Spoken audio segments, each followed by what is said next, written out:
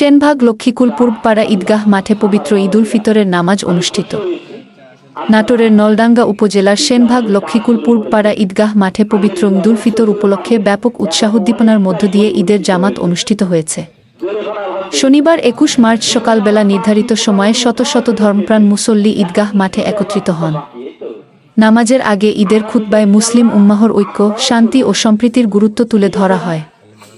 খুতবা শেষে দেশ, জাতি এবং সমগ্র মুসলিম বিশ্বের কল্যাণ কামনায় বিশেষ মোনাজাত করা হয়। নামাজ শেষে মুসল্লিরা একে অপরের সঙ্গে কোলাকুলি ও শুভেচ্ছা বিনিময়ের মাধ্যমে ঈদের আনন্দ ভাগাভাগি করেন। ছোট বড় সকলের উপস্থিতিতে ঈদগাহ মাঠে এক আনন্দঘন পরিবেশ সৃষ্টি হয়।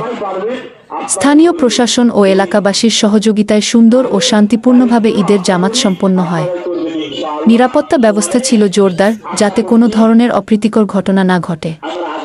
এলাকাবাসী জানান, প্রতি বছরের মতো এবারও সুশৃঙ্খল পরিবেশে ঈদের নামাজ আদায় করতে পেরে তারা অত্যন্ত আনন্দিত।